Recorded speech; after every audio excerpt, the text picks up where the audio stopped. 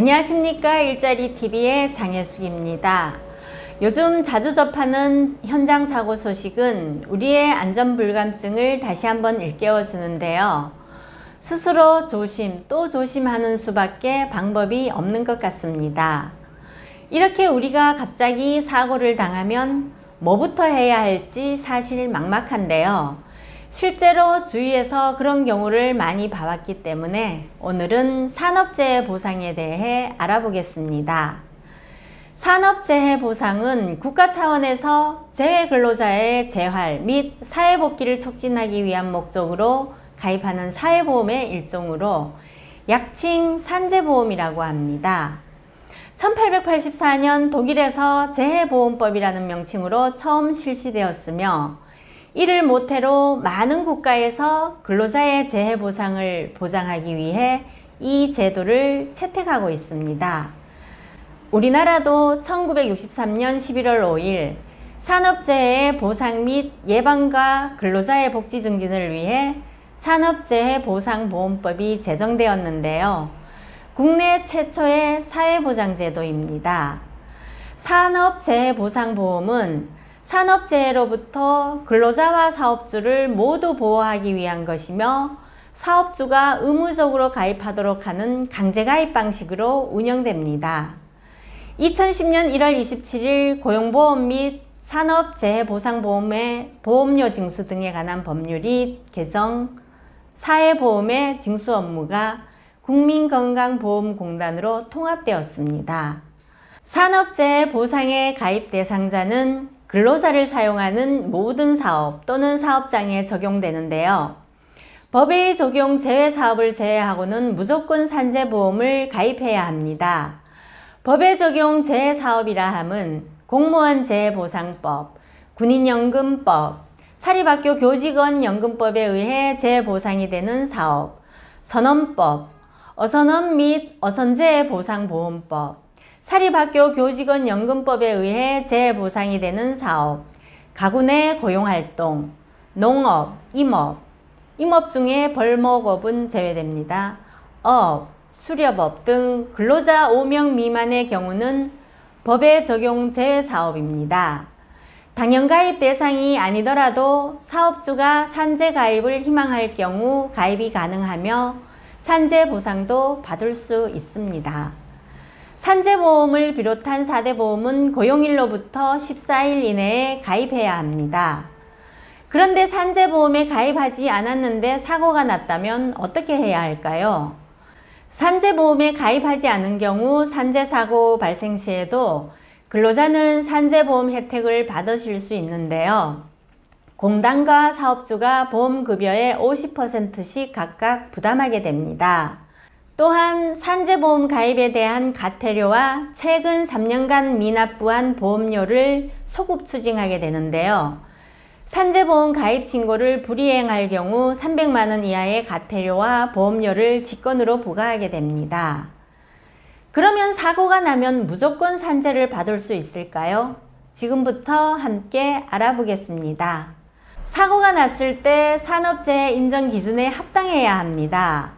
업무상 재해 인정 기준은 노동자가 근로기준법상 근로자에 해당해야 하고 업무와 재해 사이에 상당 인과관계가 있어야 합니다. 상당 인과관계란 어떤 원인이 있으면 그러한 결과가 발생하리라고 보통 인정되는 관계를 말합니다. 산업재해보상보험법 제37조에 의거한 업무상 사고, 업무상 질병, 출퇴근 재해의 세 가지로 나눠서 알아보겠습니다. 첫 번째 업무상 사고라 함은 근로자가 근로계약에 따른 업무나 그에 따르는 행위를 하던 중 발생한 사고, 사업주가 제공한 시설물 등을 이용하던 중 그 시설물 등의 결함이나 관리 소홀로 발생한 사고, 사업주가 주관하거나 사업주의 지시에 따라 참여한 행사나 행사 준비 중에 발생한 사고, 휴게 시간 중 사업주의 지배 관리하에 있다고 볼 수 있는 행위로 발생한 사고, 그 밖에 업무와 관련하여 발생한 사고입니다. 두 번째 업무상 질병이라 함은 업무 수행 과정에서 물리적 인자, 화학물질, 분지, 병원체, 신체에 부담을 주는 업무 등 근로자의 건강에 장애를 일으킬 수 있는 요인을 취급하거나 그에 노출되어 발생한 질병, 업무상 부상이 원인이 되어 발생한 질병, 근로기준법 제76조 2항에 따른 직장 내 괴롭힘, 고객의 폭언 등으로 인한 업무상 정신적 스트레스가 원인이 되어 발생한 질병, 그 밖에 업무와 관련하여 발생한 질병입니다. 그러나 근로자의 고의, 자해행위나 범죄행위 또는 그것이 원인이 되어 발생한 부상, 질병, 장애 또는 사망은 업무상 재해로 보지 않습니다. 다만 그 부상, 질병, 장애 또는 사망이 업무상의 사유로 발생한 질환으로 치료를 받았거나 받고 있는 사람이 정신적 이상 상태에서 자해행위를 한 경우는 업무상 재해로 봅니다. 세 번째, 출퇴근 재해라 함은 사업주가 제공한 교통수단이나 그에 준하는 교통수단을 이용하는 등 사업주의 지배관리하에서 출퇴근하는 중 발생한 사고와 그 밖에 통상적인 경로와 방법으로 출퇴근하는 중 발생한 사고는 업무상의 재해로 인정해 줍니다. 출퇴근, 경로 일탈 또는 중단이 있는 경우에는 해당 일탈 또는 중단 중의 사고 및 그 후에 이동 중의 사고에 대해서는 출퇴근 재해로 보지 않습니다. 다만 일탈 또는 중단이 일상생활 필요용품 구입 행위, 직업능력 교육을 받는 행위, 투표권 행사, 근로자의 보호아동을 보육시설 등에서 데려오는 행위, 의료기관 진료, 돌봄 가족을 돌보는 행위는 출퇴근 재해로 인정해 줍니다. 또한 출퇴근 경로와 방법이 일정하지 아니한 직종인 개인 택시 운송, 여객 운송, 킥 서비스업자 등은 출퇴근 재해를 적용하지 않습니다. 산업재해를 당했을 때 긴급 대응해야 할 세 가지를 꼭 기억하도록 합시다. 우선 첫 번째로 재해당한 시점에 목격자를 만들어야 합니다. 카톡이나 문자로 재해 사실을 상사에게 알리는 것이 중요하고 사고가 클 때는 119 신고가 가장 좋습니다. 두 번째로 빠른 시일 내에 병원을 방문해서 왜 다쳤는지 구체적으로 설명해야 합니다. 시간이 지체되면 재해가 업무에 의해서 생긴 것인지에 대해서 의심을 받기 시작하기 때문에 주말이 끼었더라도 2, 3일 이내에 병원을 갈 것을 권장합니다. 처음 병원에 가서 의사와의 의사소통이 중요합니다. 내가 왜 다쳤는지 분명히 이야기해야 하고 초진 기록을 정확하게 해달라고 요청해야 합니다. 세 번째로 쉬어야 휴업급여를 받으실 수 있습니다. 이렇게 산업재해 인정 기준에 해당하는 노동자가 업무상 재해를 당한 경우에는 산재 요양급여 신청을 할 수 있습니다. 재해 근로자가 직접 또는 대리 신청이 가능한데요. 소속 업장, 재해 발생 경위, 그 재해에 대한 의학적 소견, 그 밖에 고용노동부령으로 정하는 사항을 적은 서류를 첨부하여 근로관리공단에 신청하여 접수되면 사업주 확인 없이 근로관리공단이 직접 재해 발생 경위를 파악하여 보상을 하게 됩니다. 산업재해보상보험법에 따라 업무상 재해로 인정될 경우에 받을 수 있는 보험급여의 종류에는 요양급여, 휴업급여, 장해급여, 간병급여, 유족급여, 상병보상연금, 장의비, 직업재활급여가 있습니다. 업무상 재해가 발생한 경우 인터넷으로도 신고가 가능합니다. 인터넷으로 산재 발생 사실을 신고할 경우 최초 요양급여 신청서를 빠르게 처리할 수 있습니다. 요양 신청이 접수되면 부상이 나을 때까지 요양할 수 있고 병이 재발하거나 악화되면 재요양 가능하며 이에 대한 보상도 받을 수 있습니다.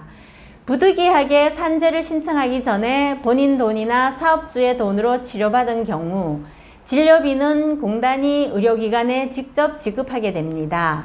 산업재해보상보험은 재해노동자의 사회복귀를 촉진하며 사업주에게 재해에 따른 일시적인 경제적 부담을 덜어주기 위해 국가에서 간장하는 사회보험 제도이므로 회사가 근로자에게 직접적인 보상을 하는 것보다 훨씬 부담이 줄어들게 되니 회사 입장에서도 무조건 산재 처리를 기피하는 건 아닙니다.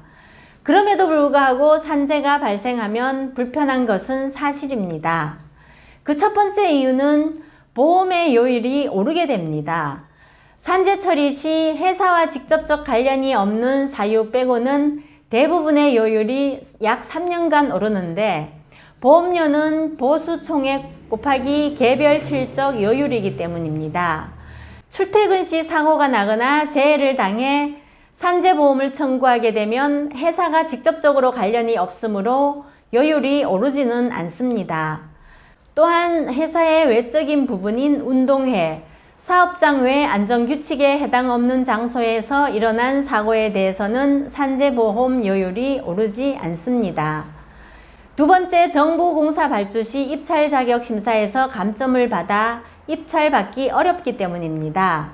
또한 담당 직원의 잘잘못을 따져서 징계를 물어야 하며 협력업체의 제재와 집중 점검 대상이 되기 때문입니다. 세 번째, 언론에 노출되면 기업 이미지 훼손 때문입니다. 사망사고나 여러 사람이 한꺼번에 다치는 경우가 있으면 언론에 노출되어 기업 이미지가 훼손되기 때문에 회사에선 데미지를 크게 입는다고 봐야 되겠죠. 사정이 이러하더라도 공상 처리를 강요하면 불법임을 명심하시기 바랍니다. 산재 은폐 시는 1년 이하의 징역이나 1천만 원 이하의 벌금이 부과됩니다.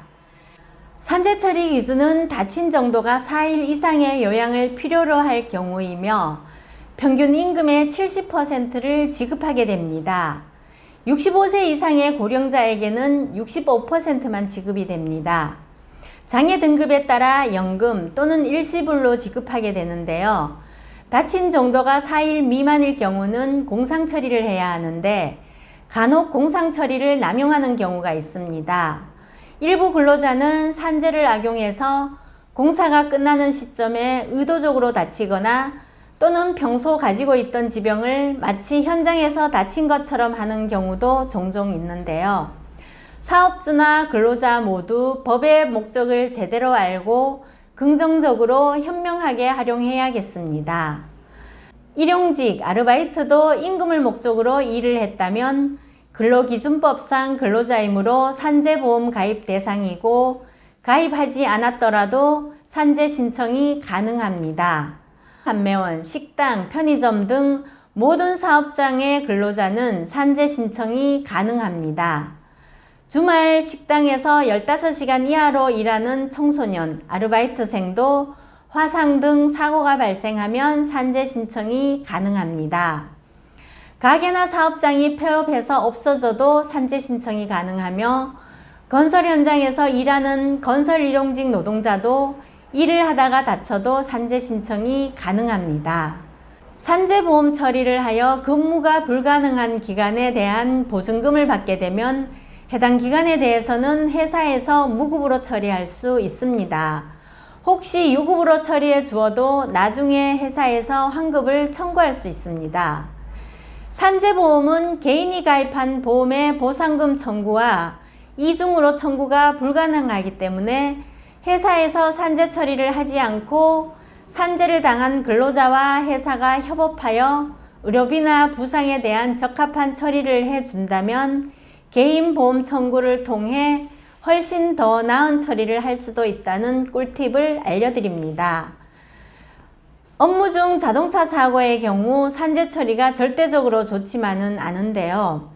일반적으로 상대방이 사고를 낸 것이라면 상대방의 자동차 보험으로 처리를 하는 것이 좋다고 합니다.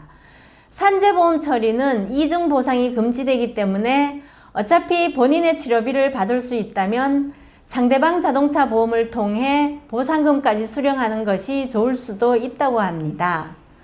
하지만 업무 중 본인이 자동차 사고를 낸 것이라면 그냥 산재보험도 처리하시고 자동차 보험도 처리하시는 것이 좋다고 합니다.